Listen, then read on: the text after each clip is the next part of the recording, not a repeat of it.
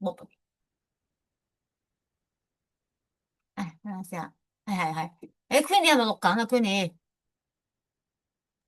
誒係啊，啱啱開始錄啊，啦。唔該，好，唔該，係啦。咁如果咧，我淨係講第5章好多個數字，我相信都會缺乏呢個趣味嘅。咁所以咧，大家唔好介意啦。我喺第5章嘅裏面呢啲數字唔會講太多嘅吓，甚至乎都唔係點講咁樣啦。咁我就講多啲關於一啲嘅事件啦，一啲嘅經歷啦，一啲嘅歷史咁樣嘅。咁好啦，咁呢度。係啦，咁今堂咧第5堂啦，就係講呢一個頭先就係講過啦，就係真理嘅爭戰啦，教父時代同埋呢一個嘅正統嘅信仰嘅。係啦，咁同埋咧，其實都係講緊咧初期教會嘅呢個擴展啦。唔知道咧呢個擴展嘅裏面咧，弟兄姊即係嗰陣時嘅信徒嘅靈性係點啦？係啦，咁同埋咧，都會提到咧呢一個嘅從羅馬帝國啦，甚至乎咧將福音不斷嘅廣傳啦，甚至乎傳到我哋咧呢個嘅中國嘅，亦都會提到咧有一啲宣教士嘅故事啦，亦都會提到一啲嘅一啲嘅。退休啊咁樣啦，修道嘅經歷咁樣嘅，係啦，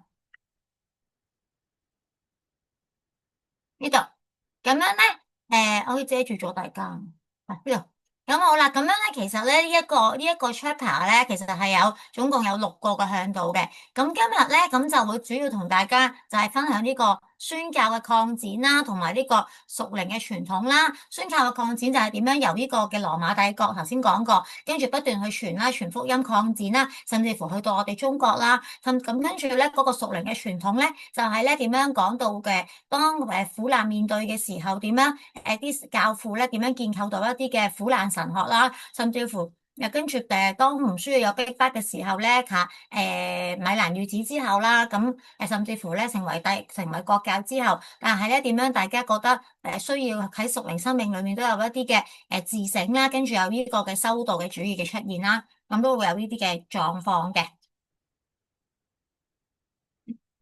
不過咧，我都想同大家咧重溫一下啦。重溫一下咧，就係首先上次Queenie 傳道咧同大家講咗希波嘅奧古斯丁啦，咁都講咗佢生命好多嘅經歷啦。咁亦都有提到咧，佢有3個嘅著作啦，亦都有呢個嘅參悔錄啦、上帝之城啦，同埋論三為一體嘅。亦都有弟兄咧想了解有冇一啲好啲嘅譯本咁樣啦，希望能夠可以多啲嘅認識啦。係啦。咁亦都特別提到嘅就係咧咩啊？佢媽咪係一個好愛主嘅、好敬虔嘅基督徒啦，爸爸係一個異教徒啦。跟住好感恩咧，最後咧奧古斯丁咧能夠回轉啦，都因為媽咪嘅禱告同埋聖靈嘅恩典啦。跟住咧咁就但係有一個好少少傷心嘅故事，就係講到佢準備出發去洗禮啦，咁媽咪咧就病患，咁就過咗身啦。呢啲嘅經歷啦。咁亦都係因為咧，奧古斯丁係一個咧，即係叻人啦，即係上帝都會使用叻人咧，因為佢就係佢本身係一個好叻嘅人啊嘛，先能夠寫到啲咁深奧嘅神學啦。但係都同樣咧，係因為佢都係經歷過罪嘅軟弱啦，所以佢都能夠好人性化咁樣咧，好明白人喺罪嘅裏面嗰個捆綁啊，咁樣都好多嘅呢啲嘅神學嘅書嘅講解，亦都係成為咗我哋基督教現在一個嘅好重要嘅神學嘅根基啦。好。呢度就上堂重溫啦。咁好啦，咁樣咧，我想講咧，講翻就係咧呢度係啦。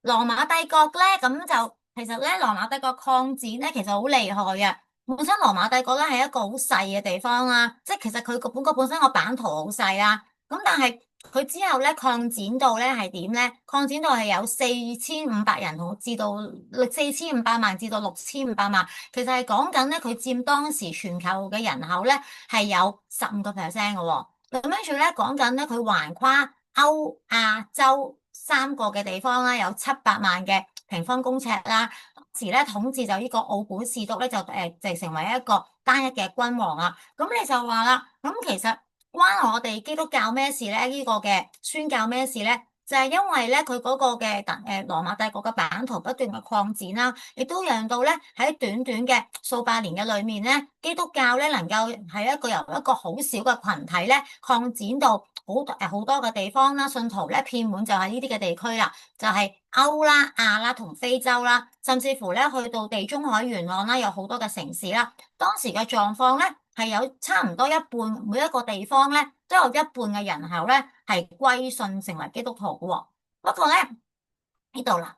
係啦，大家記唔記得咧？我喺第一堂裏面咧都有提到啦，有呢個米蘭預旨啦，即係即係到咗基督徒就唔好咁衰啦咁啦呢個時候。咁之後咧就有一個咧就係君士坦丁咧就係咧喺打仗嘅時候見到個異象啦，咁跟住咧讓到基督教咧就唔需要再越受到逼迫啦。其實嗰陣時咧基督教咧即係仲未成為一個國教喎，正式成為國教咧就係喺呢一個嘅大概啦。公元嘅391至嘅393年度啊，亦都唔係君士坦丁咧將基督教定為一個國教嘅。我相信就同大家溫翻書，係邊個皇帝咧？就係帝奧多西一世啦。帝奧多西一世係啦，咁佢就係將基督教咧成為呢個嘅國教啦。咁好啦。咁呢度提到啦，咁基督教咧就不斷嘅擴展啦，其實甚至乎咧唔單止咧去到咧地中海啦，唔單止去到歐亞非洲嘅，甚至乎咧去到波斯啦、印度啦呢啲嘅地方嘅喎，係啦。咁我哋聽到都覺得哇咁厲害，咁但係因為咧老師都話，因為啲資料比較零散咯，所以咧佢嘅著作都係主要都會集中喺羅馬帝國嘅裏面嘅。但係雖然係咁，但係甚至乎咧，頭先都有提到啦，更加係會擴展到咧，將福音咧擴展到喺我哋中國嘅裏面嘅。嗯，係啦，跟住咧，咁咧當咧耶穌基督咧受難之後啦，門徒咧都因為恐懼而四散啦。咁其實仍然咧聚集喺耶路撒冷嘅人咧，都唔係好多嘅人嘅啫。但係不過咧喺呢個嘅五旬節嚟臨之後咧，咁因為大家經歷聖靈嘅充滿啦，咁教會都正式嘅展開啦，門徒以唔同嘅語言啦，能夠同人去宣講啦，成為咗宣教嘅起始點啦。咁都其實第一堂都有講過下嘅，不過就唔係講咗太多嘅。咁譬如話，因為司提反殉道啦，咁大家都大遭逼迫。其實呢啲咧，大家都聽過，都係熟悉嘅，只不過同大家再重溫啦。咁就司提反咧殉道啦，咁基督徒咧信徒都大遭逼迫啦，信徒咧佢就分散咗去猶太啦同撒瑪利亞啦。咁然之後咧，就有呢個腓利啦，因為佢宣講啦，帶嚟咧大量嘅人歸信啦，亦都將福音咧傳到去呢個大馬士革啦。咁另一個大家都好熟噶啦，就係哥尼流啦，一家咧能夠蒙受聖靈啦，亦都蒙恩啦，即係都開啟咗外邦人信主嘅先例咯。因為當時啊，彼得都覺得，咦，點解連外邦人都可以領受聖靈噶咁樣？咁我仲有點樣能夠阻止咧？咁樣就成為咗先例啦。跟住就係大家都好熟悉咧，使徒保羅啦，三次嘅宣教啦，佢嘅福音咧判免呢個加拉太啦、馬其頓啦、亞該亞同亞西亞嘅。咁跟住咧，更加咧就頭先提到啦，就係去到埃及啦、印度啦。其實不過咧，其實雖然咧信徒仍然都好少，但係其實當時咧都但不過咧信徒都好少，仍然當時都係咧集中喺咧東方嘅城市嘅。係啦，咁我相信咧大家都會有興趣。知道咧福音咧傳到去中國嗰個狀況，其實呢一個 PowerPoint 都有講嘅。咁當時係點咧？其實當時咧，傳說咧多馬啦，同埋係巴多羅買就已經去到呢個東方啦，咁啦。咁亦都有咧印度巴拉巴嘅教會講咧，喺呢個加勒底祈禱書裏面咧，佢已經講咧多馬咧唔單止咧去到印度喎，其實多馬咧已經咧將福音咧帶到去中國噶。咁跟住咧，大家比較少聽嘅十二使徒之一嘅巴多羅買啦，亦都有傳咧，佢係第一個咧嚟到來華嘅，嚟到中國啦。咁跟住有一個人咧，個名都唔陌生嘅，呢度呢個 PowerPoint 都有提，佢叫馬可孛羅啊。馬可孛羅咧更加記載咧喺佢嘅遊記，即係佢自己周圍去地方嘅記錄裏面咧，佢喺福州啊，唔知大家有冇福州人啊？喺福州嘅裏面咧，都發現咧當地有基督徒啦，佢哋嘅信仰咧就係好遠古嘅先祖已經相信緊噶啦喎。同埋喺佢哋嘅寺廟嘅裏面，竟然寺廟嘅裏面咧就有三幅咧耶穌咧嘅70個門徒其中嘅3位啦，係啦嘅肖像。咁其實當時咧已經有呢樣嘢噶啦。咁跟住咧有一個咧梵國嘅良主教咧就提到啦，其實佢哋喺公元嘅60至70年間咧，耶路撒冷咧嗰陣時咪淪陷嘅，即係基督徒信四散啊嘛，咁都咧逃到去東方噶，咁有可能咧都抵達到去中國嘅咁樣啦。咁呢個咧就係咧我當時咧即係福音咧都傳到去東方同埋中國嘅裏面啦，因為我哋好多時咧都以為咧即係唐朝嘅時候咧。先去到中國啊嘛，咁其實早於唐朝嘅之前，即係唐朝大概係喺600幾年啦，係咪？大概600幾，即係618年啦開始啦。咁其實原來喺公元嘅618年嘅之前，主嘅福音咧就已經到咗中國咯。但係大家諗下，當時嗰個交通咧係冇而家咁便利嘅喎，但係咧當時嘅基督徒啦、使徒啦同門徒佢哋都好忠心咯，都將主嘅道咧。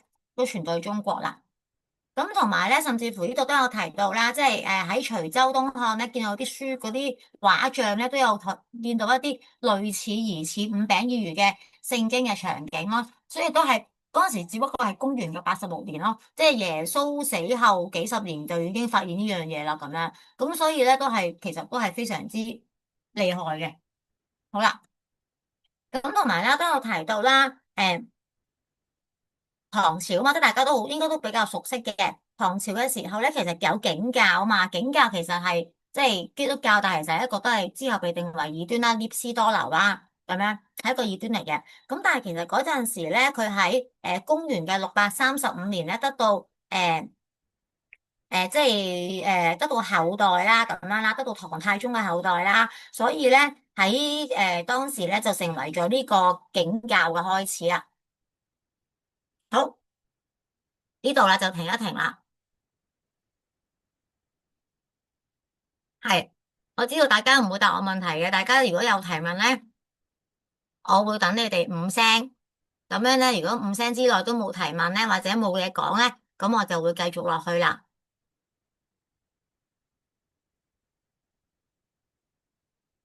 好，已經5聲啦，好，咁我就繼續落啦。好啦。咁樣咧，其實咧，即係大家諗下喎，喺呢幾百年嘅裏面咧，基督教咧由一個好細小嘅群體啦，跟住帝國啦，跟住不斷擴展，因為條大路通羅馬嗰啲嗰啲嘅交通啊，各樣嘢都好方便咧，方便咗。咁當然冇得同而家比啦。咁跟住因住人嘅努力啦，咁咧就將福音不斷擴展啦喎，係咪？咁但係諗下喎，不斷將福音擴展，當然係一件好美嘅圖畫啦。咁但係大家都係唔同嘅語言噶嘛，係咪？唔同嘅文化噶嘛，係咪？咁所以點啊？所以其實信徒喺嘅基督教嘅理解喺唔同嘅地方裏面都會都會出現分歧啦，都會出現一啲嘅差異啦。咁樣咧出現分歧，出現差異啦，咁就會引起咩啊？引起爭執啦。咁唔單止引起一般嘅爭執喎。咁就可能會引起一啲嚴重嘅神學爭執啦。咁所以咧，其實咧，正統嘅信仰咧就係因為有爭執而確立嘅咯。即係之前啊，坤儀傳道都有提到啦，係啦。如果冇爭執，根本就唔會有咩正唔正統噶嘛，就係咁樣啦。咁正統嘅信仰要建立就係愛嚟啲咩咧？就抵禦一啲奇奇怪怪啊異端思想嘅衝擊咯。係啦。咁但係其實我相信大部分嘅人都唔係壞嘅，但係只不過大家都有唔同嘅睇法啦，即係譬如話啊，講究一個見證啦，等大家容易啲明。即係譬如話啊，曾經有個宣教士喎，咁咧佢就去到印度宣教啦，咁樣去講道喎。咁跟住咧，佢講道嘅時候咧，啲人咧係不斷咁樣擰頭喎，擰頭喎。跟住咧個宣教士咧，應該都好似我啲咁醫嘅人嚟嘅，即係都好驚大家嘅反應咁樣啦，我估應該係啦。佢不斷擰頭，佢好驚咧，越講越淆底啦，好驚我做咩事不斷擰頭咧，啲人咁樣。跟住之後咧，原來咧嗰個印度地方嗰個地方嘅人咧，擰頭就等於我哋嘅額頭啦。原來好認同佢講嘅嘢啊，好中意聽啊，好認同啊咁樣啊。咁之後咧，佢諗翻，哦，原來我頭先喺講台裏面咁驚係錯嘅，因為原來佢哋嗰個文化背景咧，原來擰頭咧就係一個肯定嚟嘅咁樣咯。咁但係其實呢啲都唔係好多年前嘅事嚟嘅啫喎，即係都係近代嘅宣教士嘅分享嚟嘅喎，係啦。咁你諗下，近代嘅宣教士，我哋香港嘅宣教士去到另一個嘅文化都會發生呢啲嘅嘢啦。咁何況以前咁多年前啦，係咪？咁樣咧，所以你嗰個差異咧就會更加大啦，亦都冇任何嘅網絡可以認識其他嘅地方同國家噶嘛。即係唔同而家哦，我哋要去短宣，我哋可以咧搜尋一下嗰個地方同國家點，我哋先去傳福音啦，冇呢樣嘢噶嘛。咁所以係帶嚟一啲好大嘅衝擊啦，所以正統咧先開始嘅確立，都讓大家知道同了解點解會咁樣咯。即係嗰啲人並唔係專登咧要去搞事嘅，係啦，即係我哋唔好諗到專登搞事，而係因為咁樣咧而有出嚟嘅，就係咁啦。好，咁樣咧我就到下一頁啦。係啦，咁啦頭先咧。就係講緊呢啲啦，就係呢啲被遺忘嘅，係啦，呢啲嘅被遺忘嘅足跡啦，係啦，我俾住咗大家係咪咧？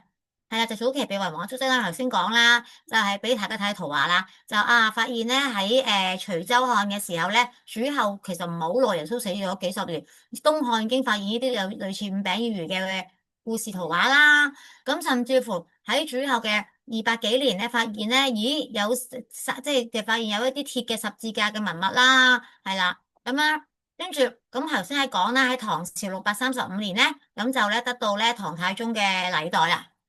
咁其實我想講咧，即係喺誒唐太宗之前咧，福音咧已經咧傳到去呢個嘅中國噶啦。好。咁頭先咪話咧，因為好多個衝擊啊嘛，咁點算咧？咁又要有翻正統嘅建立啊嘛。咁樣咧，其實咧有三大嘅屬靈嘅信念咧嘅根源咧係好重要啊。呢三大嘅屬靈嘅根源咧係幫助能夠穩固信仰啦，亦都幫助緊咧佢哋喺呢個嘅異端嘅衝擊裏面咧，點樣將正統確立啦，抵禦一啲奇怪嘅思想啦咁樣。咁邊三大點咧？大家都可以留心去聽啦。好。係啦，就係呢度，係啦，咁樣咧，頭先讀嘛嘛，思想用腦中嘅劇烈碰撞啦，咁但係咧，呢三大嘅根源咧，就咧讓我哋能夠逐漸嘅形成啦，係啦，都讓信徒咧喺遭遇多種嘅語言同埋文化之中，可以慢慢嘅解讀啦，解讀呢啲嘅分歧啦，咁樣，咁係啲咩咧？首先就係一定走唔開呢個咧猶太傳統噶。點解會走唔開呢個猶太傳統咧？可能你話保錡又唔係喎，新約嘅裏面嘅教會都唔係好多乜都跟猶太嘅傳統啊。咁點解要建構一啲嘅正統嘅信仰會關猶太傳統事啊？咁樣咁但係雖然喺新約嘅教會裏面咧冇好多嘅嘢都係跟隨猶太傳統啦，但係其實佢哋對耶穌嘅認識大部分係嚟自舊約噶嘛，係咪？因為正典係喺幾百年後，主後幾百年先確立咗噶嘛。咁我哋好多都係嚟自舊約對耶穌嘅認識啦。跟住咧，咁同埋基督教，所以一點，所以咧，基督教裏面好多嘅思想習慣咧，即係譬如話呢度講緊嘅主日啦，講緊嘅捨己順服啦，都係咧由呢個嘅猶太傳統而嚟嘅咯。因為佢哋由從認識耶穌都係睇好多都係咧由呢個舊約而嚟嘅咁樣啦，咁啦。咁另一個啦，咁都係話講緊咧，因為佢哋喺呢個羅馬帝國嘅統治之下啊嘛，咁羅馬帝國咧都係好受呢個嘅希臘哲學嘅影響噶嘛，咁所以咧佢哋當時咧，呢三大嘅根源咧，建構正統嘅信仰咧，都要包括埋希臘嘅哲學喎。咁點解咧？其實講緊咧，嗱希臘嘅哲學咧就強調緊呢個嘅屬靈嘅知識啦。亦都咧將咧物質咧睇為呢個嘅虛幻啦，佢哋覺得物質睇為虛幻嘅，人要努力咧取得呢個嘅靈知啦，唔係食嗰啲靈芝啊，即係屬靈嘅知識啦咁解啊，先能夠咧超越咧呢個嘅現世嘅幻象啦，進入永恆嘅真善美啦咁樣，係啦，咁呢啲咧其實係講緊啲咩咧？係講緊普遍咧當時嘅希臘主義咧嘅諗法就係話要棄絕世俗嘅享樂。係啦，棄絕世俗嘅享樂啦，佢哋要有一啲苦修嘅表現啦，咁啊，咁其實似啲咩啊？咪似修道主義咯，係咪？咁所以咧，屬靈知識嘅追求咧，亦都成為咗基督教，甚至乎更加係當時東方教會所承傳嘅嘢咯，屬靈嘅追求啦。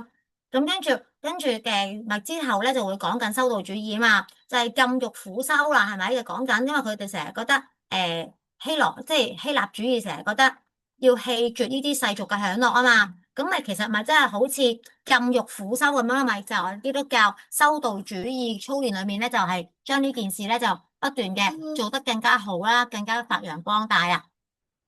咁好啦，咁跟住咧就係咧呢個嘅耶穌嘅言行啦，係最具權威嘅核心喎。耶穌教我哋啲咩啊？即係我哋天國近了，我哋要悔改啊咁樣啦。咁其實耶穌呢個咧成為咗咧使徒傳福音嘅核心啦，亦都係咧耶穌嘅聖潔嘅。信信唔好搞啦，係啦，耶穌嘅聖潔啦，聖潔嘅生活啦，耶穌對於父神嘅順服啦，佢對於貧苦者嘅憐憫啦，佢對於假冒為善嘅人嘅痛斥啦，佢無懼苦難啦，懇切祈禱啦，耶穌都係咧成為咗使徒提倡同埋轉化，成為即係佢哋當時屬靈生命嘅即係一個嘅要求咯，亦都成為咗佢哋嘅榜樣咯。咁所以咧。呢三大嘅屬靈根源咧，就係幫助佢哋咧，愛嚟抵禦一啲咧奇異思想嘅衝擊啦，亦都係正統咧，就係由此咧而確立噶啦。由呢三樣嘢裏面係啦。不過咧，我想講咧，呢三大嘅元素頭先分享到啦，猶太嘅傳統啦，希臘嘅哲學啦，耶穌嘅言行啦，呢三大嘅哲學咧，佢哋影響程度咧會因日、會因時啦、會因地啦。會有略有升降嘅，但係咧，不過耶穌嘅榜樣同埋言訓咧，一定係最大嘅權威嚟噶。係啊，耶穌嘅榜樣同言訓咧，係確立正統教義嘅裏面咧最大嘅權威。猶太傳統同埋希臘哲學都唔會能夠咧去僭越耶穌嘅教導同埋言行嘅，都俾大家知道啦。咁所以咧，如果等於我哋咯，對應我哋係啲咩啊？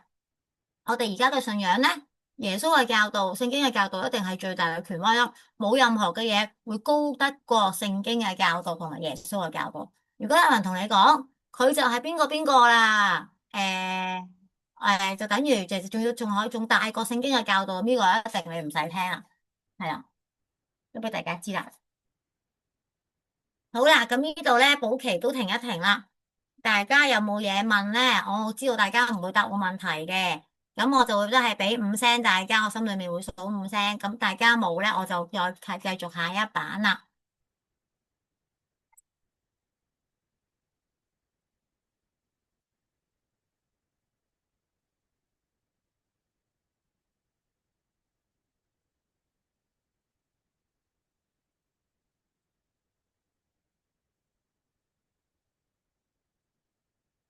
好啦，咁而家咧就下一版，頭先就係講緊啦，因為要面對一啲嘅異端啦，咁需要咧有一個嘅正統嘅教義嘅權威啦，係咪？亦都係今日咁啦，咁佢都係講緊正統信金堂嘅正統信經啦，咁亦都係講緊教父時代啊嘛，金堂係咪？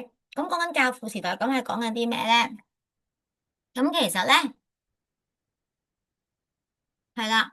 每當咧咁教父時代嘅裏面咧，咁佢哋都要咧築起一個抵禦異端嘅理智嘅堡壘啊嘛，去保護咧當時嘅即係教會啦、教會嘅信條啦，亦都保護弟兄姊妹噶嘛。咁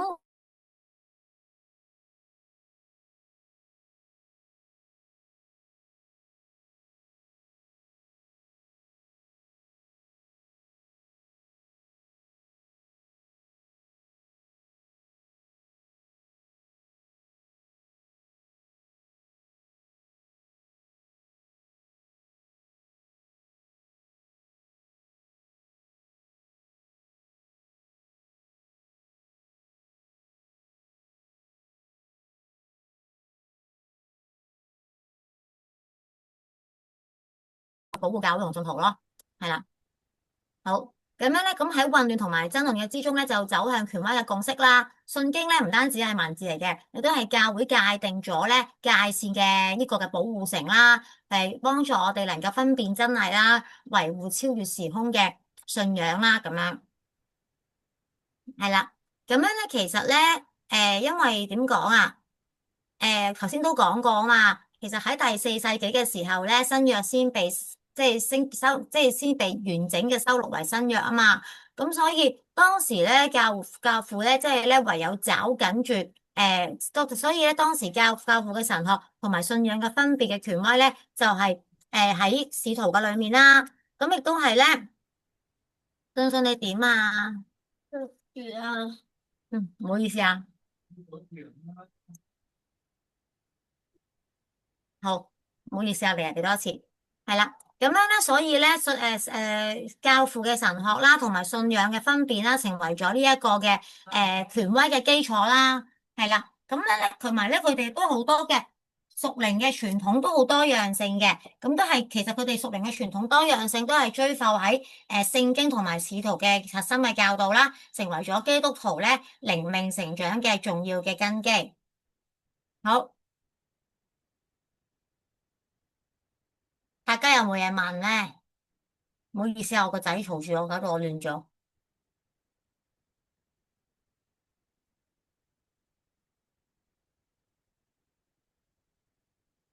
好，咁我繼續落去啦。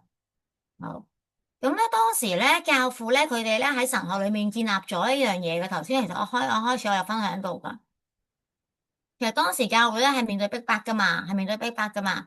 咁其實當時教會面對逼迫嘅時候，其實即係講緊嘅當時即係唔係講緊教會已經成為國教嘅時候啊，即係話同埋君士坦丁唔係，即係之前咧都會面對逼迫噶嘛。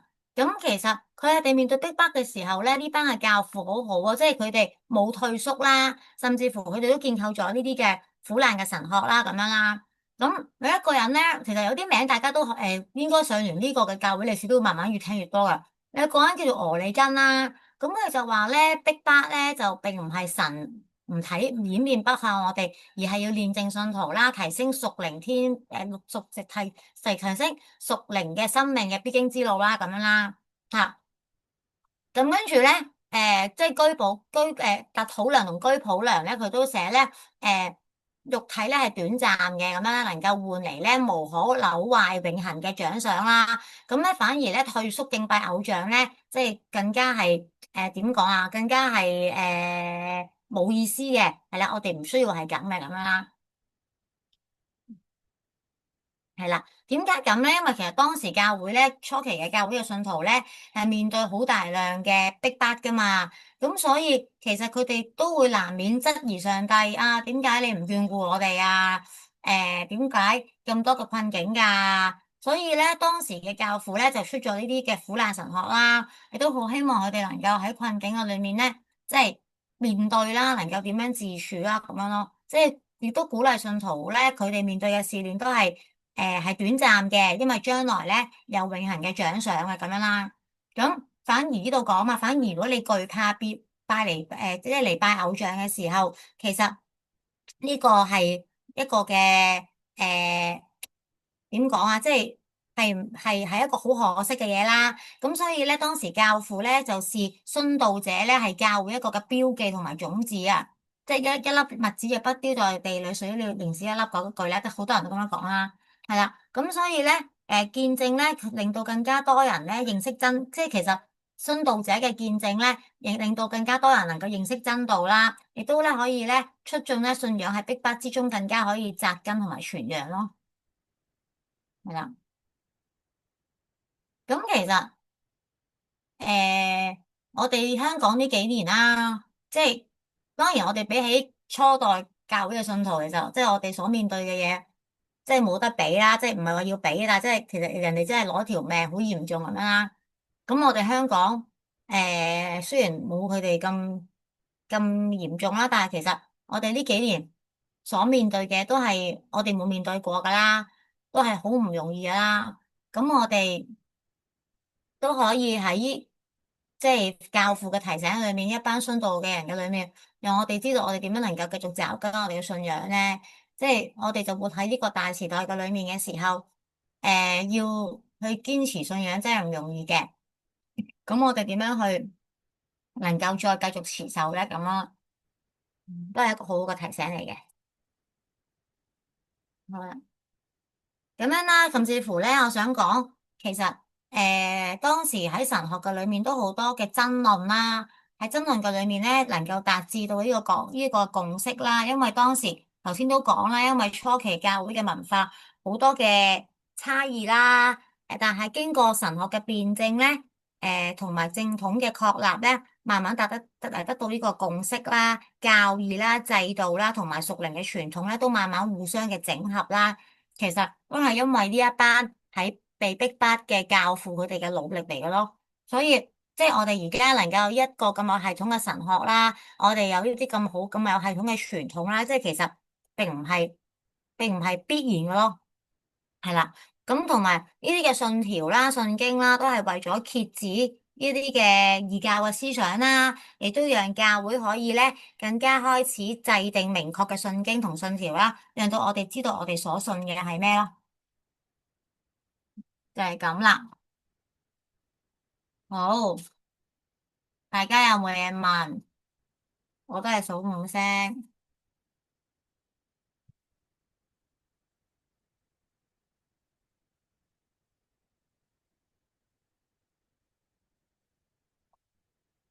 好，咁我下一個啦。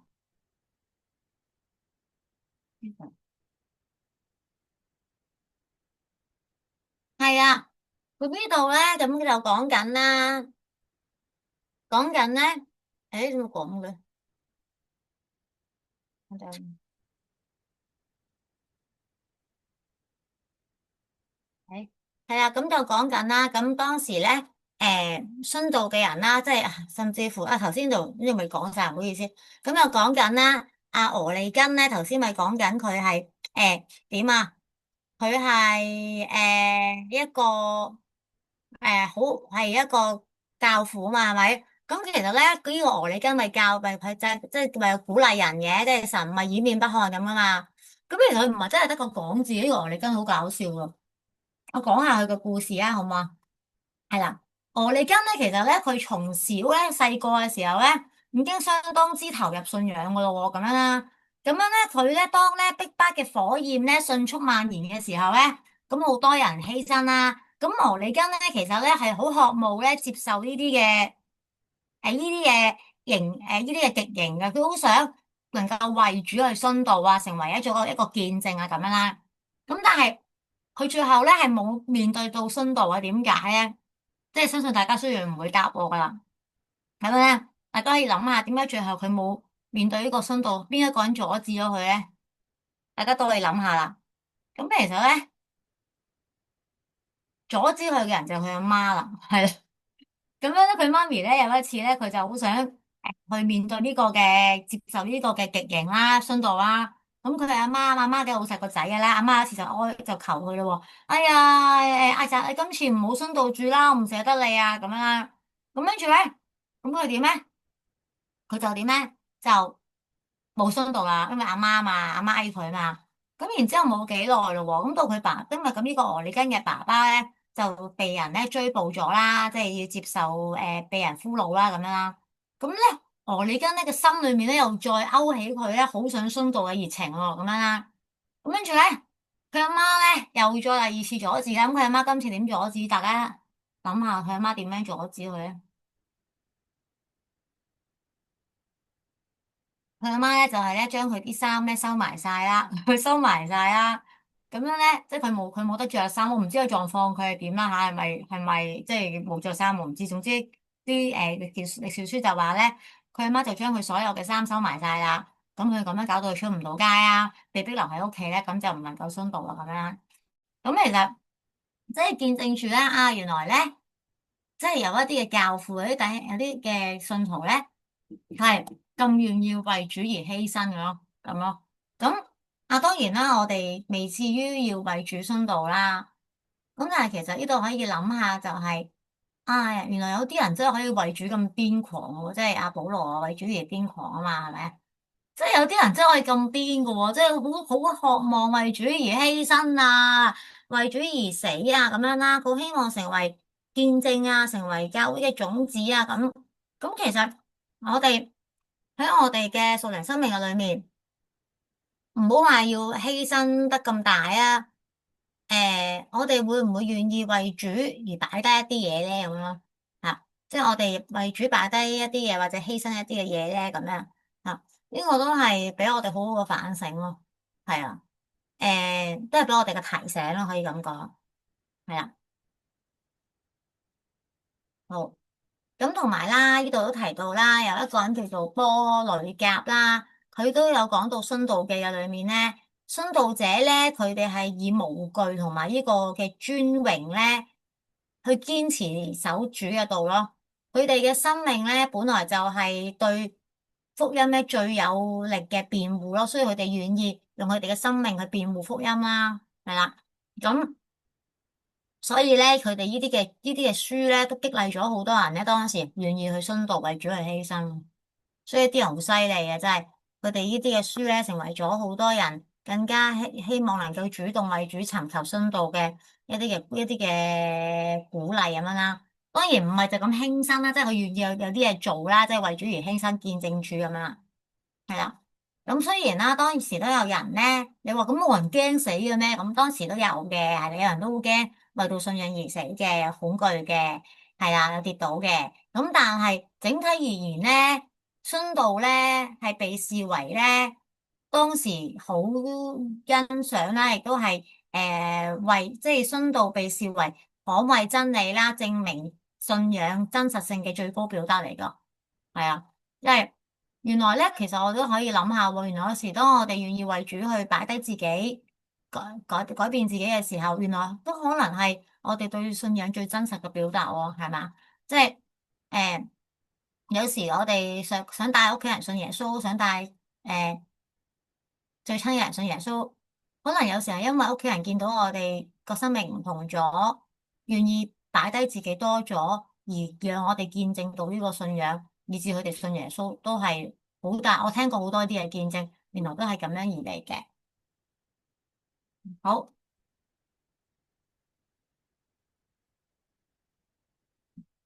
咁未咧？咁樣咧，我就再繼續咯喎。大家有冇問題咧？我等五聲啊，我等五聲。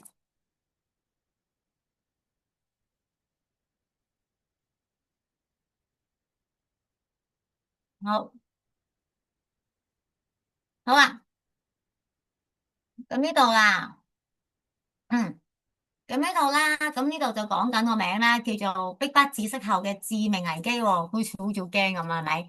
咁就講緊啦，君士坦丁歸主之後嘅吊詭啦，即係都係我第一堂講到嘅，即係第三堂講到嘅，基督教成為咗合法嘅時候，受到政權嘅偏好啦，記唔記得啊？即係甚至乎俾翻晒佢哋沒收嘅嘢啦，亦都俾佢哋錢興建教堂啦，咁樣啦，咁。係咪件好事咧？咁我嗰次第三堂都有講咧，就係大量，但係不過當時大量嘅異教徒嘅湧入啦，信仰生活咧都慢慢嘅，即係點啊？急劇嘅俗化，急劇嘅俗化啦。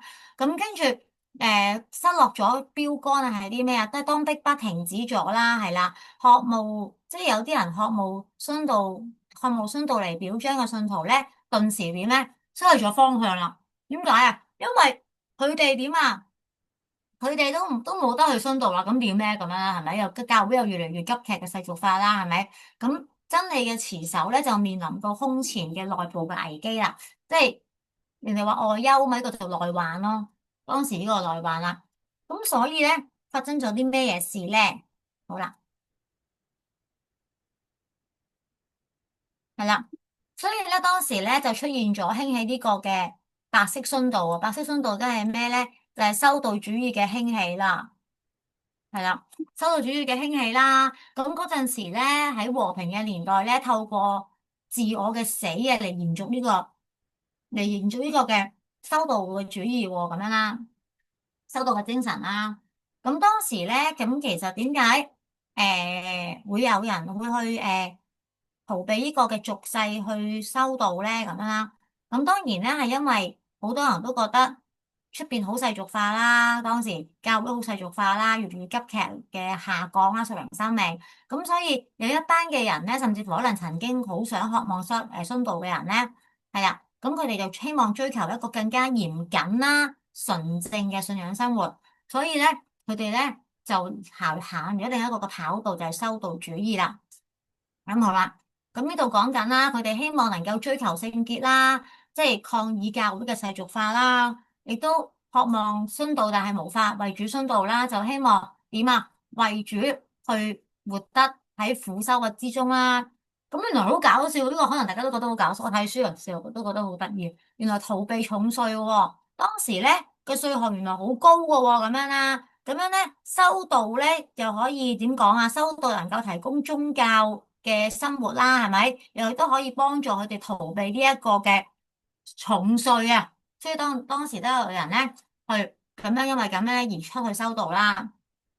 咁亦都係因為咧點咧？因為一啲修士嘅傳記啊，因為咧佢哋咧即係寫咗好多神蹟嘅故事啦，提升即係神蹟嘅故事啦，即係好特別。佢哋喺修道嘅之中經歷到神啦咁樣，咁呢啲亦都咧令到咧一班想去修道嘅人咧吸引咗佢哋去修道，或者同好渴慕屬靈生命裏面有經歷嘅人咧，讓到佢哋想修道嘅咁樣啦，係啦。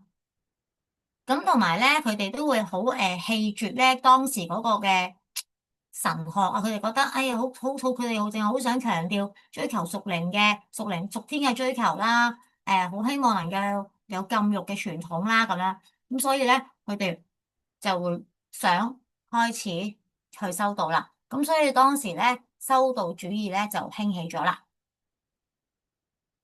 好，咁睇下大家有冇嘢問先，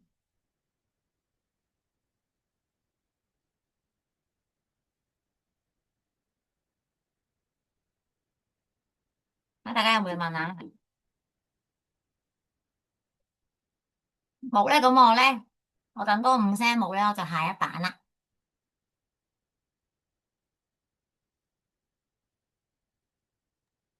我有問題啊，哦，好啊，講啊。就係嗰時啲人咧想修道咧，咁同一時間即係個帝國都好多異端啊，同埋即係神學確立啊、信經啊、正典咁噶嘛，即係個信仰內容本身立立亂噶嘛。咁嗯，即係呢班人係咪都會好抗拒即係嗰啲喺信仰裡面嗰啲立立亂嘅狀態咧？係啊，係啊，所以咧，我頭先係話咯，佢哋即係棄絕嗰陣時嘅神學咯，佢哋淨係好想一心追求同神嘅經歷啊，一心追求安靜喺神嘅裏面咁樣咯，就因為立立亂嘅狀況咯。喂喂喂，係，明白。係啊，就係咁。我咧應該都會分享到噶，分享到一個人叫阿塔拿修，佢好勁噶，即係咧佢點樣將咧，因為其實你應該都分享到咧，佢點樣將呢啲嘅修道士咧，將佢哋叫佢嗌翻教會啦，跟住咧反而咧成為教會嘅幫助咁咯，即係佢哋點樣將呢啲嘅佢哋識嘅修道嘅嘢咧，成為教會一啲嘅教導啦、提醒啦、屬靈生命嘅造就啦，以至能夠造就教會。因為當時有個狀況好似分裂咗兩樣嘢，一修道嘅人就修道，教會就教會咁樣咯。咁啱都會提到嘅。好啦，咁好啦。咁可能咧，你可能就係講笑咁講啦。哇死啦！有啲咁醫嘅人點樣進行修道啊？修道得一個人咁樣係咪咁樣？咁其實我第三堂應該都分享過噶。修道咧其實係分咧有呢個嘅安東尼嘅咩啊？安東尼嘅獨居式嘅修道啦，係啦，獨居式嘅係啦，咁樣啦。咁佢哋喺獨居啦，喺沙漠之中咧，同魔即係屬靈嘅爭戰啦，咁樣啦，個人嘅靈修啦、禁食咁樣啦。咁不過咧好搞笑咧，安東尼係唔沖涼喎嗰陣時，係啦，即係我覺得呢啲好搞笑，即係我好中意聽下呢啲，係啦，當時安東尼係唔沖涼咁啦吓，咁樣啦，因為呢本老師呢本書講噶，當時佢唔沖涼啊咁啦，呢本書講，係啊，咁同埋有咧，拍科謬啊，係拍科謬佢哋嘅呢個嘅群體式嘅修道啦，咁佢哋建立即係佢哋會建立修道院啦，有規條啦，佢哋強調順服啦，同埋呢個嘅群體生活啦。其實我都覺得咧呢一個嘅點啊，強調順服啊，群體生活咧都有啲以前讀神學嗰啲 feel 咯，即係要聽老師話啊，要一齊生活啊，要住宿舍啊嗰啲咯吓。咁所以咧，可能啲人會覺得話，保錡你個人咁醫，你應該好中意，有得揀你應該揀群體式咧咁樣？其實唔係喎，即係咧佢咧純粹自己分享下啦。其實我覺得咧，要群體就嚟就去咧，其實我寧願獨居式嘅。啊，咁樣唔代表好噶，得唔得？即係我覺得其實如果淨係咁自己親近住咧，一件都幾好嘅事嚟嘅喎，即係係啊，即係我覺得誒，唔使同人相處啊，但係其實神當然唔係想我哋咁啦，咁樣係啦，嗰個狀況就係咁啊。咁其實上帝未必我哋係咩性格就俾我哋咩嘢形式收到喎，可能就係要感動我哋突破我哋自己咧。啊，我都唔知啊，因為嗰陣時我去到間咧，即係勁傳統嘅神學院啦，即係同我性格都好唔同，就好似群居式修道咁樣。即係純粹講下俾大家知啲花邊新聞咁樣啦。咁咧，同埋甚至乎咧，我俾你知啦，即係而家你咪成日講名氣啊嘛，係咪啊？啲名氣有名氣嘅人就會被好多人被跟住啊，聽佢講書啊，跟佢學嘢啦。其實嗰陣時咁多年前已經有噶啦，安東尼嘅時候，安東尼因為佢真係勁出名啦當時，咁所以咧。嗰陣時叫稱為沙漠嘅城市啊，即係咧好成個沙漠都勁多修士係喺度獨居嘅，即係獨居式呢個嘅修道啦，咁樣咧就跟隨呢個嘅安東尼啦，咁樣，咁佢個名聲咧已經咧傳到好遠嘅地方啦，好多人咧都去效法咯，係啊，咁所以當時咧就成為咗城市一個沙漠嘅城市啊，俾大家知道。好，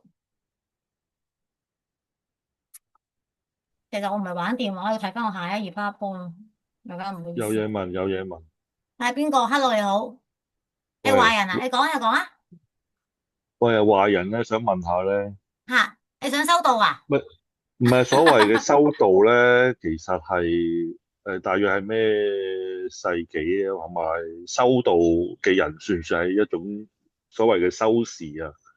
其實係收視嚟噶，係啊，但係佢咪係主後應該嗱 p r e 我唔知有冇記錯啊？我上次有講過啦先，大概係主後200幾年，係咪咧？等下先啊，唔好意思啊，我都要睇翻。雖然我講過，多謝你提問。安東尼係算係即係第一代咁咯，你當係比較出名咁你嘅第一一度係幾代咯，多年啊？幾多年啊？係100幾年啊？200幾年啊？好似好早啊，係係啊。我轉頭覆翻嚟啊，大衛啊，唔好意思啊，雖然我教過，我都唔記得咗喂，咯，唔緊要。好嘛？同埋係啊，呢個修士好似去到好耐，好似去到17、18世紀都仲存在嘅，好似係嘛？係啊，係啊，係噶，係噶，係噶，而家都存係啊，在㗎。而家都存在噶，而家天主教都有收視噶，而家啊，係啊，即係而家明白。天主教都嗰啲咩啊天主教嗰啲咧，咩咩啊，十字爬天奶嘅，大家都有聽過啦，係咪啊？咁其實呢個就係嗰啲神父都去嗰度做，即係做修士咁樣生活噶，佢都會咁樣做咯。啊，搵到啦！好，佢就係大概200幾年至300幾年嘅收視。安東尼啊，喂喂喂，明白，明白。喂啊！哎呀，我冇記錯啊，欣賞下自己先。好，得啦，咁樣咧，當時真係咧係200幾年至300年嘅收視啊。好，安東尼唔使沖涼噶，其實我都諗唔到嗰陣時點樣生活又唔沖涼，喺個沙漠咁污糟，佢係應該係咪皮膚病死嘅？唔知點死喎，唔知點死喎，係咪傷毒而死？呢度冇講啊，呢本書冇講啊，冇講佢點死啊，你唔沖涼應該有皮膚病啦，嘅好容易。係咪啊？唔知係咪歷史話佢濕疹咧？安詳而死嘅，好係咩？安詳，係安詳而死嘅，唔沖涼安詳而死啊！我哋沖得涼多，反而唔又唔係安詳。因為唔沖涼嘅，即係正常常安詳而死噶嘛。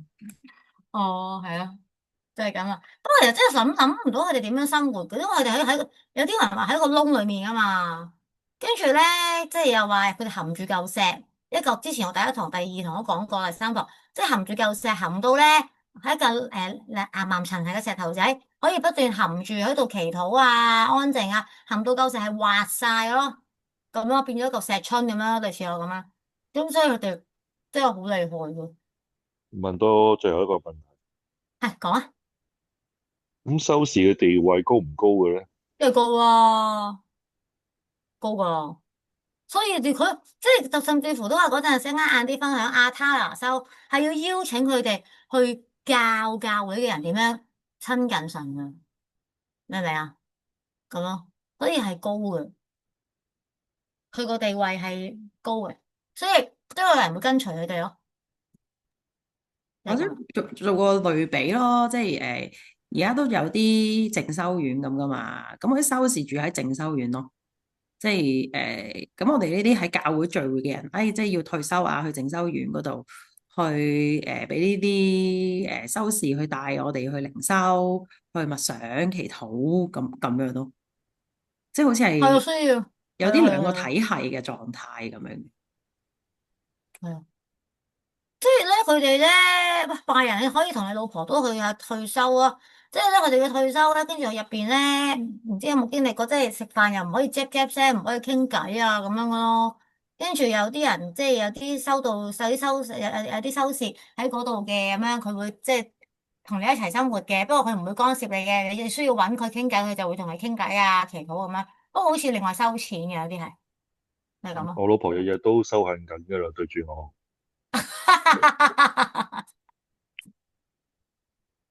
阿老婆係咪啊？老婆，老婆。我老婆唔睬我派醜，老婆我哋咁熟，唔使派醜啦。你都係咪啫？吓，吓？係啊，對住佢都係一種修煉嚟。嗯，可能我老公覺得對住我都係個修煉。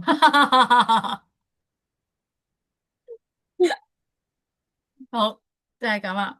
好啊，多謝你有入啲回應啊，即係好開心入有回應。翻正題，入翻正題。好啊，正題冇問題嘅。我睇我驚我唔記得講到呢邊啫。好，跟住啦，下一個。係啦，跟住咧就係咧，即係咪話從沙漠呢個就係講緊咧，從沙漠咧回到呢一個嘅城市啦。咁其實咧係邊個？係阿他拿修啊。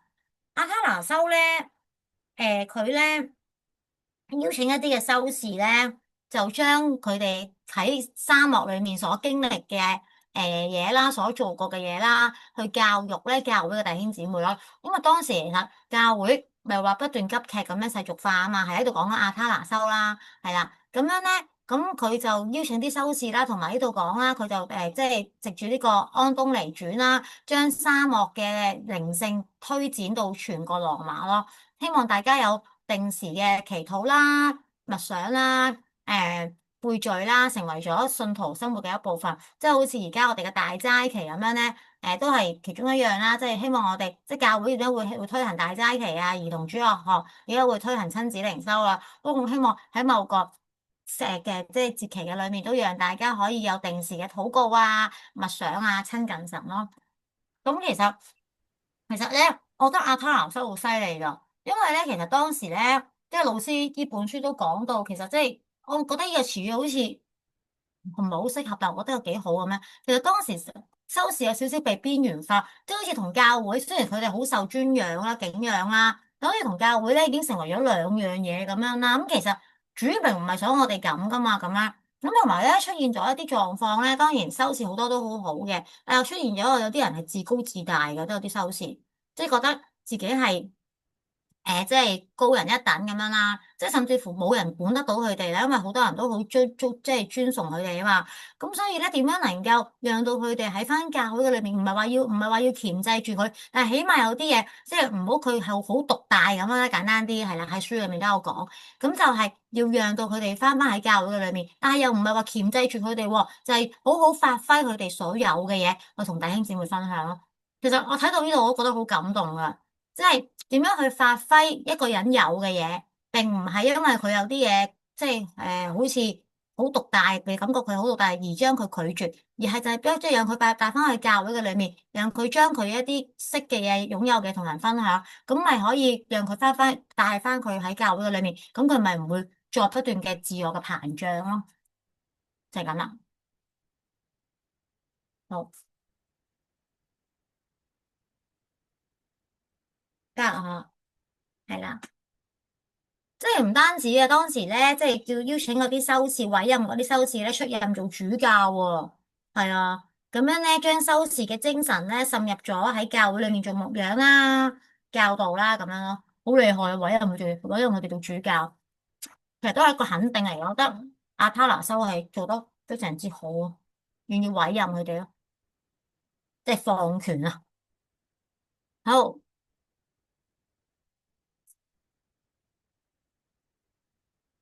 好，大家有冇嘢問呢？冇咪問我下一個啦吓。好。係啦，咁當時咧有一個修會咧叫做本督嘅本督規條啊，呢度我講啲唔好意思，啲字字怪怪嘅，有個本督規條啦。哇，呢一個咧修會咧真係好誇張噶喎，佢哋咧對於修道嘅群體，佢哋集體修道，即係修士嚟嘅修道啦。佢哋制定咗對抗自我嘅嚴格操練，好嚴格嘅咁樣啦。咁樣係點樣嘅嚴格操練咧？即係關於貧窮啦。修士咧唔能夠擁有任何嘅紳士唔能夠擁有任何嘅私人物品啦，無論啲咩咧，無論書籍啦、文具啦、日用品啦，係啦，一切都要咧由中央分配嘅，即係由院長分配俾你嘅，係啦，同埋咧所有嘅公共物品咧都唔能夠咧自己收藏嘅。係啦，甚至乎需要咧接受咧勸誡同埋懲罰噶喎。如果你做錯事，咁樣咧要杜絕你咧要杜絕你嘅自我中心啦，同埋佔有欲。所以當時咧入去修士咧做修士都係唔容易嘅，就係咁啦。好，即係你即係簡單啲，要乜都冇嘅，係啦。咁你咧先能夠咧即係倒空自己啊，專注於主啊咁咯。你有嘅淨係可以咧，即係中央嘅院長分配俾你先可以有嘅。好啦，咁樣仲有一個咧叫立職，另一個咧呢個嘅本督規條係咩咧？就係立職嘅順服啊，係啲咩啊？就係話上級嘅命令就好似咧神嘅旨意咁樣啦，你就一定要聽嘅咁樣啦，係啦。你要將上級嘅命令視為神嘅旨意，係啦。你要放下咧，就算你做緊任何嘅嘢啦，你都要放低你嘅工作，立即回應，就好似咧你對神嘅敬畏一樣啦。跟住咧，呢啲嘅徹底嘅順服同無私，即係無私咧，係啦，無私即係冇自己啦，係啊，就係咧要咧塑造一個修士咧內裏嘅純正啊，係啦，讓佢能夠更加專心嘅追隨基督咯，係啦，即係佢哋有絕對嘅貧窮啦，亦都要有咧呢個立即嘅順服嘅，呢個就係當時咧呢個嘅本督會強調修士必須要實踐嘅。佢哋要徹底實踐貧窮同埋服從，就係咁啦。所以點解當時唔能夠再有殉道嘅人就會走去做修士咧？因為佢哋好想有一個即係喺苦練嘅之中啊，缺乏之中嘅經歷神咁樣咯。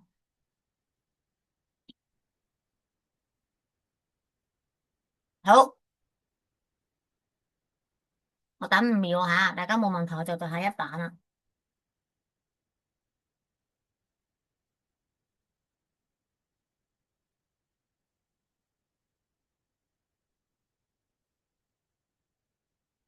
好，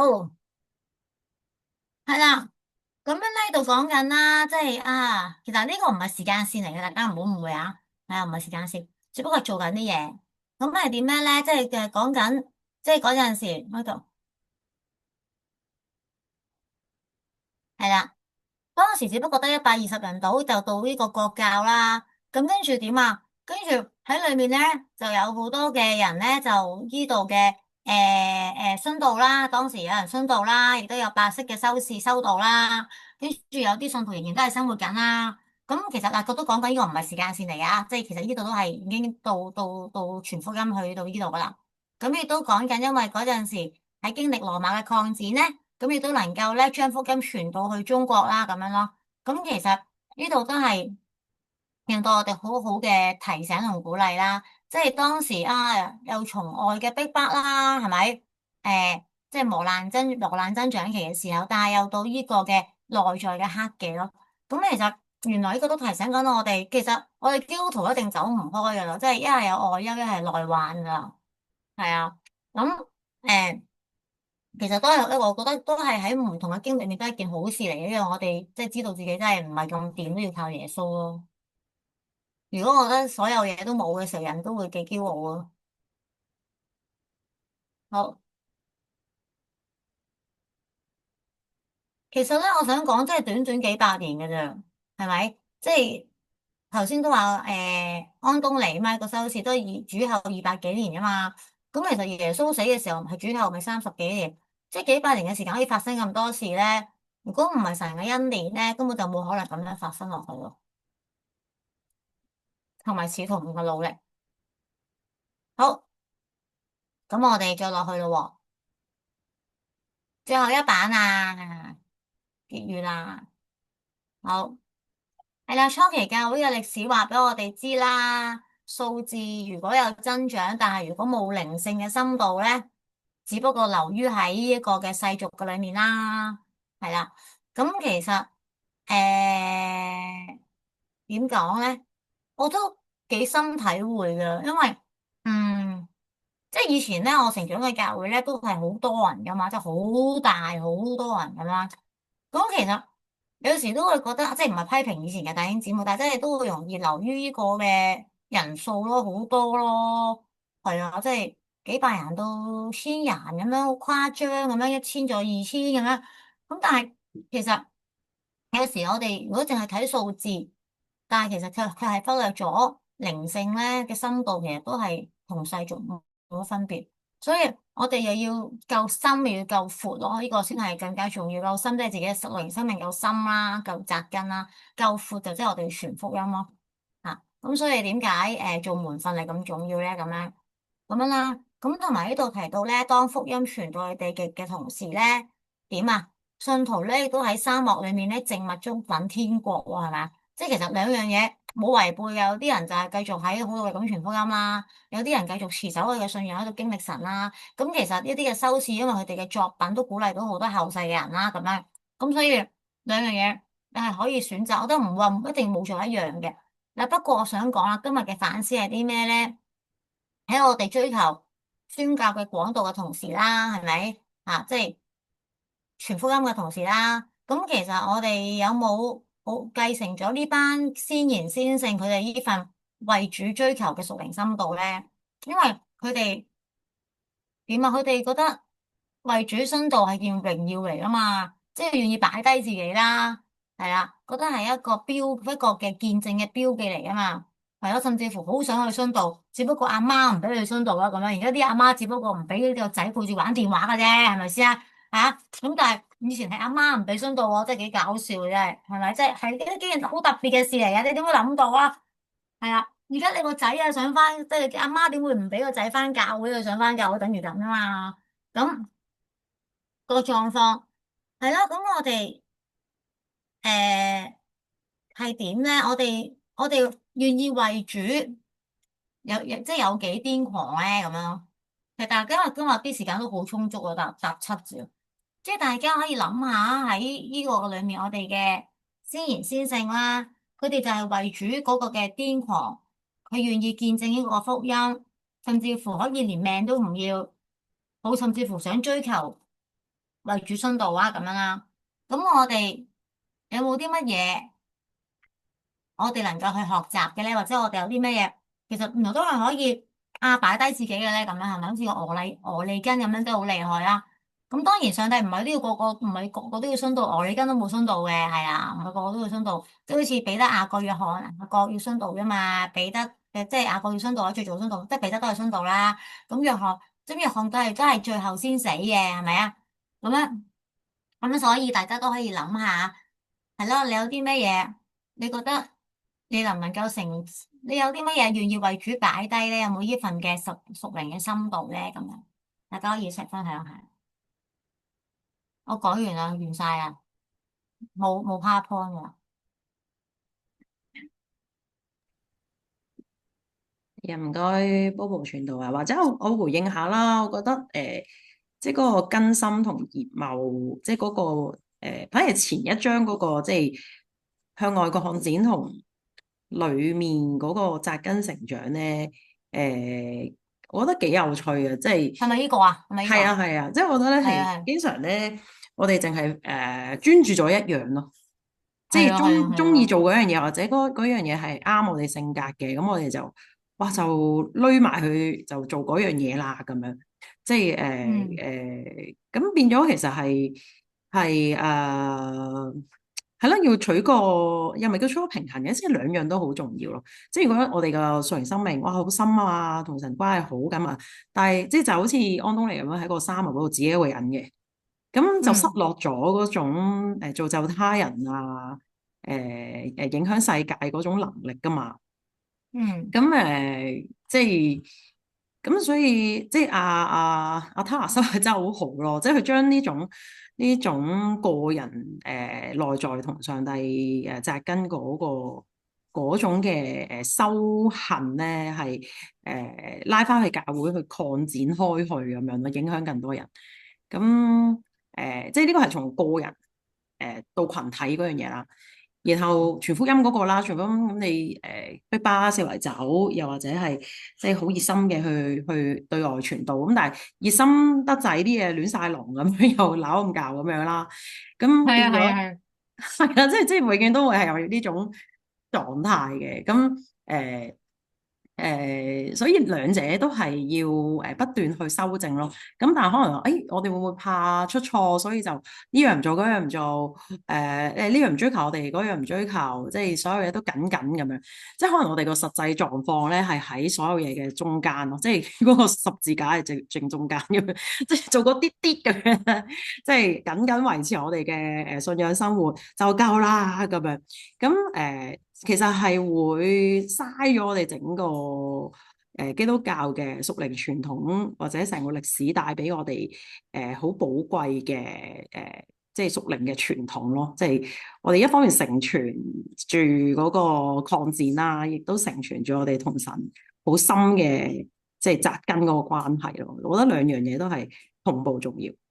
同埋，如果係係啊，即係我哋係一個好外向嘅人咁樣，好似 Bobo 傳道咁樣，好外向接咗人傳福音咁樣。咁但係佢喺做呢件事嘅過程裏面，佢總會遇到一啲牧養上面嘅難題啊！呢件事喺信仰裏面應該點睇啊？咁嗰度我哋都係翻到去追求裏邊去學習，去成長，咁先至可以做得更好噶嘛。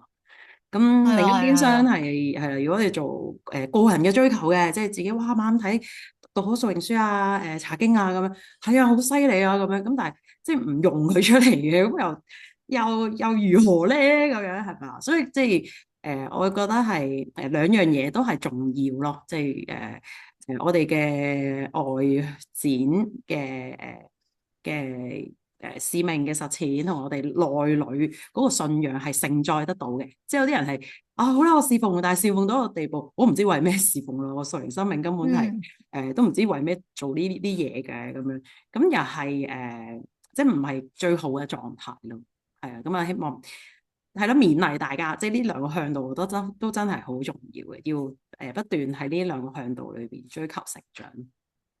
係啊，係啊。同埋咧，多謝 Queenie 傳道嘅分享啦。同埋咧，我啱啱咧，即係咁，我真係好中意，我好中意阿卡拿修啊！即係點講，我覺得好感動嘅人物。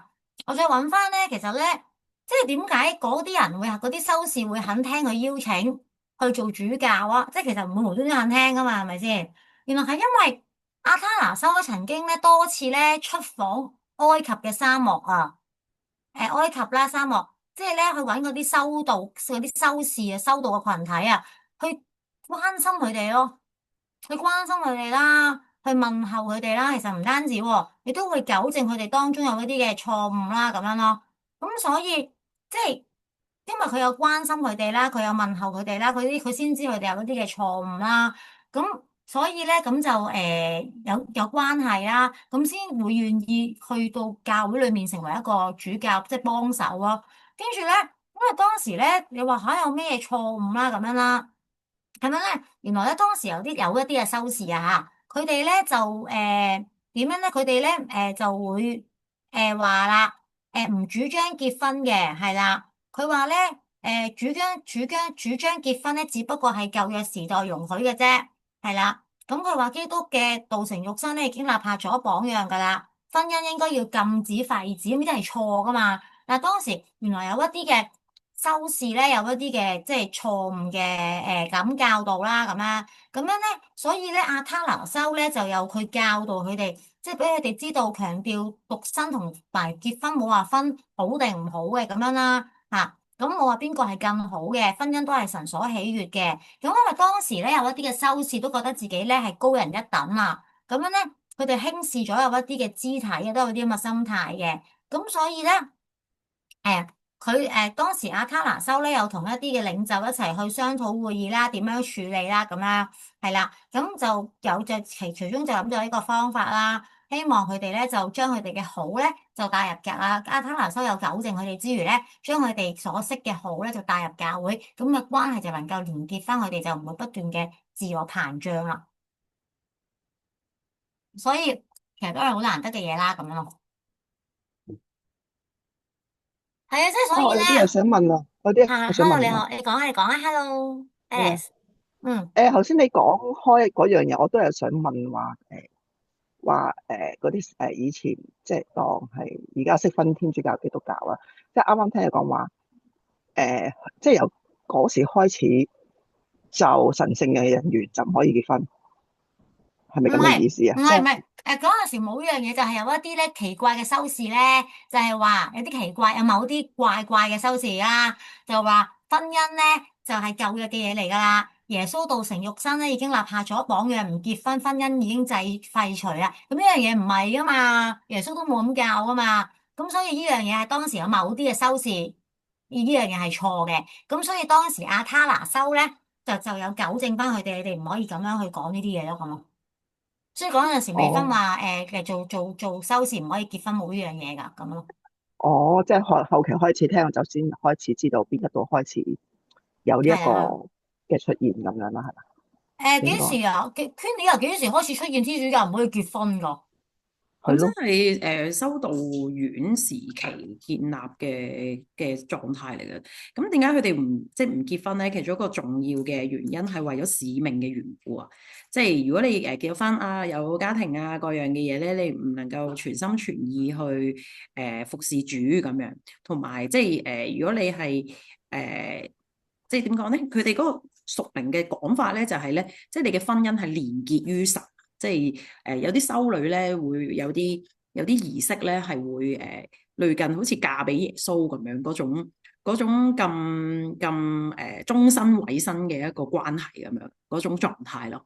即係我就獻我生命俾神啊，獻我生命俾耶穌啦。咁咁可能你話真係好似好極端咁樣啊？咁極唔極端咧，就要睇咧，就係好似頭先Bobo 講嗰個。修士佢話直頭全人類要廢除婚姻咁樣，咁呢個咪極端咯。咁但係如果你係為咗使命嘅緣故，你願意擺低一啲即係你覺得我可以做嘅選擇咧，咁嗰個就唔同啦。即係咁可能你話咁點解天主教神父一定要強制人哋即係唔結婚咁先可以做神父啊咁樣？咁即係你會認同佢呢個理念咯。但係可能話咁我都可以繼續追求神父是神，但我唔用嗰個神父嘅方式，咁我咪即係可以結婚有家庭咯咁樣。咁係一個為咗使命嘅緣故而擺低嘅一種狀態嚟。咁事實上咧，如果你係做天主教嗰啲嘅神父啊、修女咁樣啦，其實你係好難有家庭嘅，真係。原因係即係教廷即係隨時會差派你去唔同嘅世界各地唔同嘅地方去服侍咁樣，又唔知去幾耐咁。咁你有家庭嘅時候係搞唔掂嘅，其實係一種咁嘅狀態咯。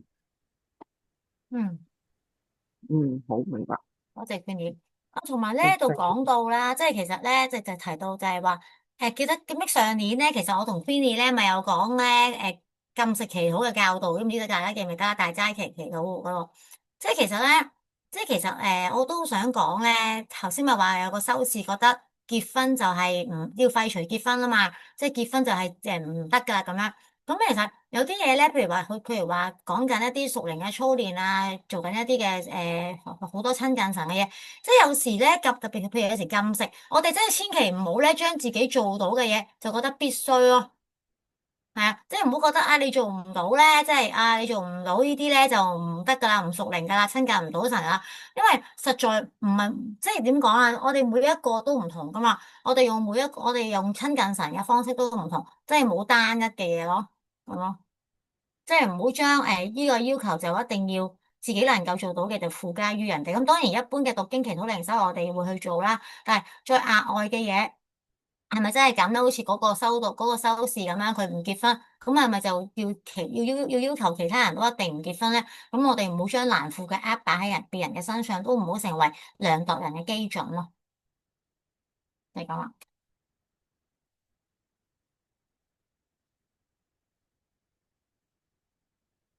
好，大家有冇問題咧？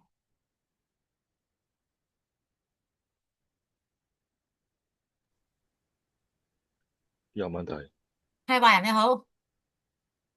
我想問咧，呢排講開咩大齋期，唔係呢排講緊大齋期，我想問，所謂大齋期係源於邊度？又同唔同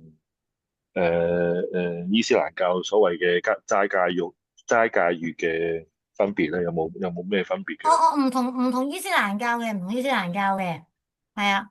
等等先啊，源於就係咧，等陣先啊，係啦，其實源於就係我哋咧好想能夠 Queenie 啊，源於幾時嘅大齋期？哇，真係都幾早喎，早真係。但係你問到 exactly 係幾時咧？都係同修道有關，因為40日係即係模仿頭先嗰度參考係咯耶係咯。穌40日喺曠野嗰度禁食噶嘛。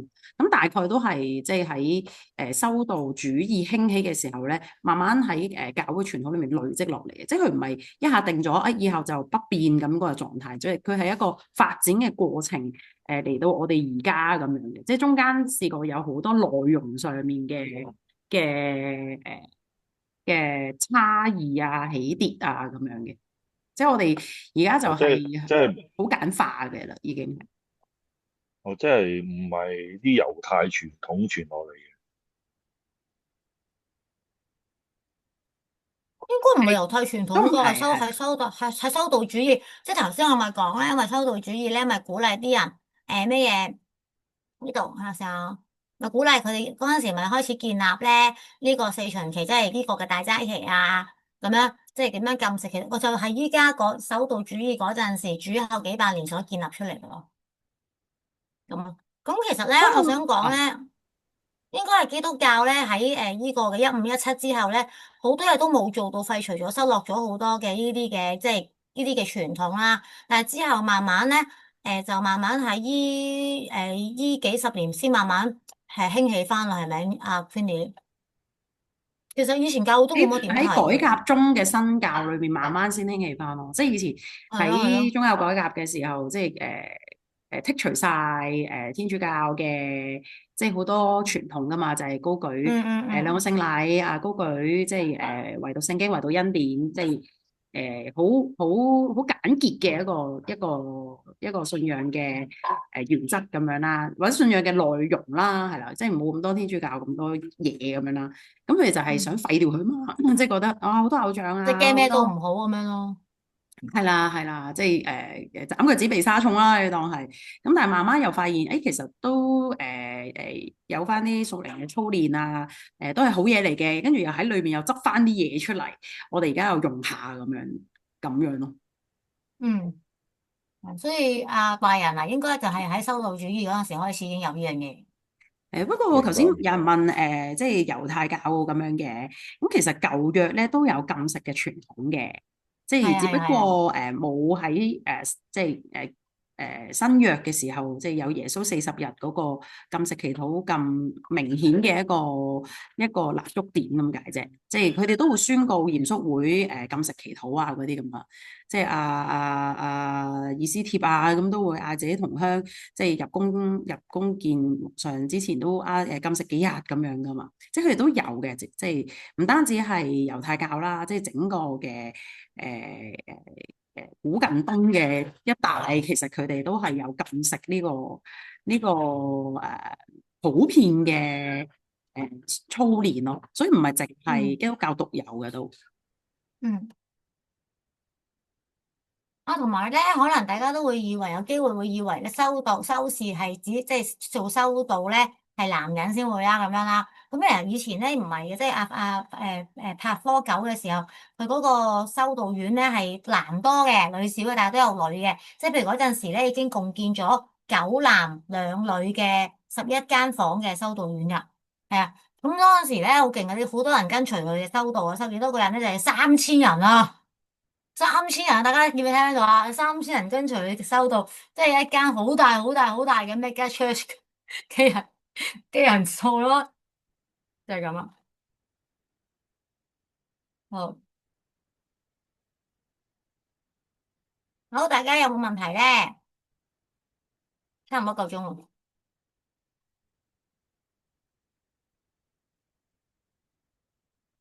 好，有冇嘢分享咧？